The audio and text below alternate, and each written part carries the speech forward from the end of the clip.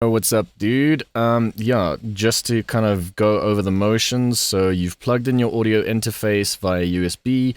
It's on, the lights are shining, and you need to go to your preferences. Now, obviously, I'm working on a Mac, but you can find your preferences by pressing Command comma or Control comma, and you need to go to the audio tab, and then obviously select, I think it's DirectX as your driver type, and then obviously your interface on the input and output drop-down menu. And to be 100% certain that your inputs are assigned, you need to go to this input config tab.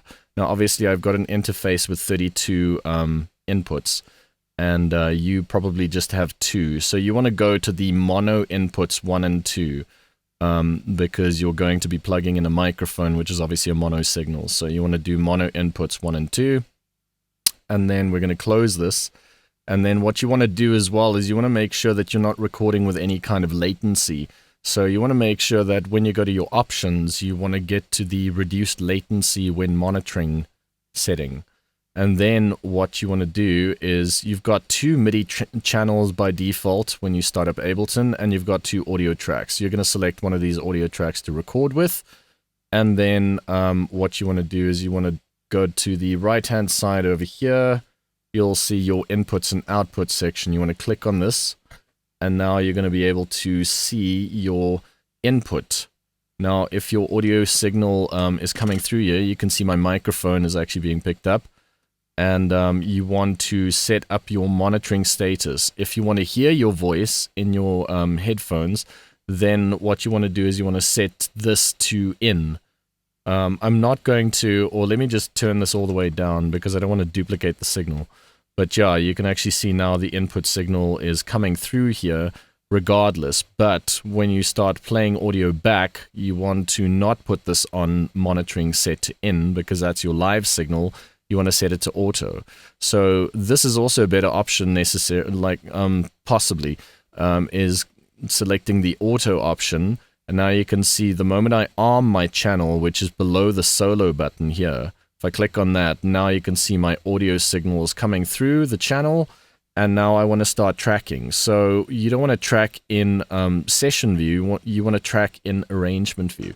Now you can navigate to these 2 buttons over here, and you can select your arrangement view. Now, an easy way to kind of move between arrangement view and session view is just by pressing the tab button on your keyboard. So that's the hotkey. So by pressing tab, you can see 3 audio is the same channel in arrangement view as it is in session view. But session view is obviously a different story. We'll get into that in more detail later. But just to get started with tracking, you want to be in your arrangement view. Now, the other options as well that you need to think about is you know, your backing track's going to probably be here because we're going to just render stuff as MP3s for you. And you'd be able to obviously just balance the levels on the right-hand side here. This is your level over here, the gain, and you could obviously mute channels by pressing this button here. This is muting and unmuting. Solo, obviously, you know, that's the arm button, making sure that your channel is armed to start recording. And what you also want to do is think about where you want to start recording. You know, perhaps like I'm just going to place some markers here. Here's a locator. I'm just right-clicking and just calling this intro. And let's say like this is the verse, for example. I'm just, you know, giving you like an idea of where you can start recording. So if you want to start recording from the intro and there's no lead up, the vocal starts right away, then obviously you want some kind of count in to get you ready for the recording. And what you can do is you can go up here where the metronome is, these buttons over here. So this is to switch the metronome on, and this is a drop-down menu that allows you to select a count in. When I select a count in, perhaps like 1 bar, then obviously depending on the time signature, it'll give us 1 bar of 4/4 before we start recording. So I'm going to zoom out here. And now we want to also not blow our eardrums off like with the sound of the metronome. We need to actually like balance the amount of level that the click is going to be sending to our headphones. So if I zoom in over here, you can see this is my master track. My master track is obviously outputting on 1 and 2, and this is my master channel fader, and this is my Q-Mix fader. Now, Q-Mix allows us to, anything that we're auditioning in the browser or our metronome volume, this is the dial to actually, change the level of the metronome or the click. So if I switch this on, you can hear the click, and you can hear that I can balance the level of the click. In my session view, just quickly, if I press tab, this is the same dial. You can see the little headphones over there. So that allows us to kind of balance the click level.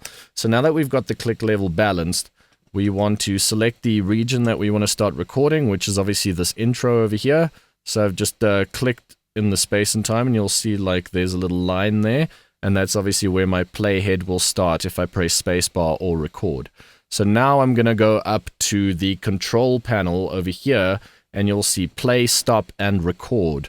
And never mind these icons for the time being. These are the icons that you're interested in. So we want to start recording. So now if I press the record button, we're going to have a 1 bar count in, and then it's going to start recording. I'm just going to zoom out and just press that. And now we're starting to record. And now you can see we've tracked this, and my audio is actually being recorded here. I can press spacebar, and now we are in, we've laid down our first track. Now, an interesting way of working as well could be like, let's say you wanted to loop a specific area that you want to just carry on layering or like recording the same vocal line to get the best take. This is easily done by using the loop brace, which is this region over here. So if I click on that, I can drag this loop area. And you could also see that your loop brace can be controlled by these numbers over here. This is the bar number, this is the quarter notes, and this is the 16th note. So this is the placement of where the start point is of the loop brace. You can see if I select that on 2, then the loop brace is moved to bar 2, and 3, 4, and so on. Now the length of the loop is next to it. So these numbers over here, this is the length of the loop. So this is currently set to a 4-bar loop, and we want to engage the loop so that we carry on like looping that specific region while we're busy recording. And that's this button over here. So if I click on that, then loop is engaged, and you can see that the loop brace is changed now. Let me just click that. You can see that these little arrows, the start and end point, actually like light up. And now if I press record, I'm just going to make this smaller. We can also drag to make the loop brace smaller. I'm just going to do a 1-bar loop just to show you as a test. So it's going to be a 1-bar click, and then we're going to start recording. Here we go. So now we're recording, and it's looping. So we're not losing any of that content that's being recorded in this loop. It's going to be accessible, but it's going to be placed in that specific timeline region. So let me press stop. And now what I want to do is I'm just going to zoom in, and I want to just drag this out to make sure that this is the length of my loop. Now the interesting thing is if I double click on the colored bar region where I recorded, you can see that I can look at my audio that I just recorded. I'm going to zoom out. You can see that there's a magnifying glass if I'm zooming in and out. I just click and drag, and then I can zoom in and out. Let me just show you how to do that. So zooming in or out, and then you can see there is my region that I recorded. So this allows me to engage the loop brace inside of the clip. So this clip is much longer than what you're seeing on the timeline, and you can actually see the audio here, but the only region that's going to play is the highlighted area, which is this. So this is what we're going to be hearing over here. And what we can do now is, instead of us like kind of, trying to kind of move the start point to get the region, we can drag it out like that if you wanted to. But obviously, if for the arrangement, let's say this is another part of the song and you don't want that, then what you can do is you can engage the loop length, and you can see this is 1 bar. That was the length of our loop that we recorded. And now we can engage the loop button in the sample view. If you don't see the sample view, you can press Shift and Tab. And we can move between the device view. This is where you place effects like reverb and delay. If I press Shift Tab, I can move to my sample view, and then I can edit my sample area quite easily. So let me just zoom out, and then I can engage my loop button. If I engage my loop button and I click on the tab at the top here, I can then press the down arrow, and then the start point is always going to stay in time in terms of what we've recorded. So I'm never going to have to like worry about placing the audio or moving the start point to kind of line it up. We can just press the up and down arrow once I've selected the loop bar. So make sure that you select this region first. It needs to turn black, and then once that's selected, I'm going to press up, and now we can basically skim through our different recordings, and we can pick the best one. And if you wanted to duplicate a specific area, you can do it in 2 ways. Let's say I wanted to duplicate this to the next section over here, and use the same vocal. I can press the Control D button. That means duplicate. So Control D, that duplicates that region. Or I can select this, and remember, you need to select the top area. You can see the hand icon as opposed to the regular cursor. The regular cursor allows us to click and drag to select a region. But if you want to select the entire clip, you want to select the top area of the clip where the hand icon is present. So click on that. Now I've selected that. And another way of obviously copying and pasting is pressing Control C and then Control V, wherever you want to place it. If I want to place it over here, Control V. If I want to place it over here, Control V. You know, so that allows us, you know, to easily do that. The interesting thing as well is the fact that because the loop button is engaged and it's a 1 bar loop, then if I stretch out this audio here, it is going to loop anyway. You can see if I drag this out, you can actually see, if I zoom in, you can see these little indentations, these little lines that are black. That's actually indicating to us that that is the beginning part of the loop.